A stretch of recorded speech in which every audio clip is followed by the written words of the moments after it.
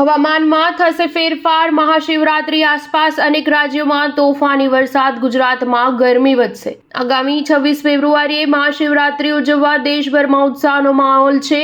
ત્યારે વધુ એક સક્રિય પશ્ચિમી વિક્ષોભની અસરથી ઉત્તર પશ્ચિમ ભારતમાં 25 થી 27 ફેબ્રુઆરીએ વ્યાપક વરસાદ, બરફવર્ષાની આગાહી કરાઈ છે. તો હાલ આવા સંજોગોથી પૂર્વ ભારતમાં 22 અને 23 ફેબ્રુઆરીએ ગાજવીજ સાથે વરસાદની આગાહી કરાઈ છે. અનેક રાજ્યોમાં તીવ્ર પવન, વીજળી સાથે હવામાનમાં પલટો આવશે, પરંતુ ગુજરાતને હાલના સંજોગો મુજબ ઓછી અસર થશે. 24 ફેબ્રુઆરીની રાત્રે વધુ એક વેસ્ટર્ન ડિસ્ટર્બન્સથી ઉત્તર પશ્ચિમ ભારતનું હવામાન ડહોળશે.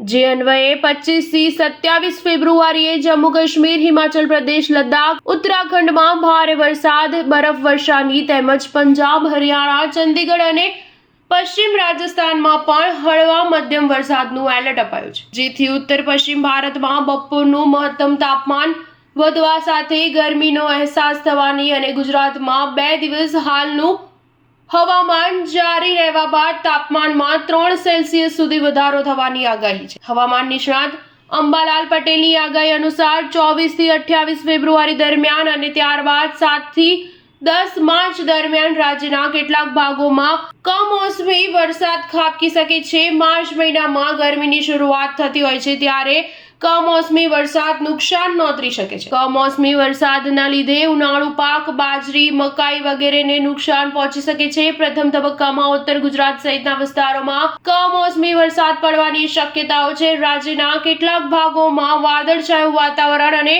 હળવો વરસાદ પડી શકે છે. સ્ટાર ન્યૂઝ 7 હંમેશા સચ્ચાઈની સાથે.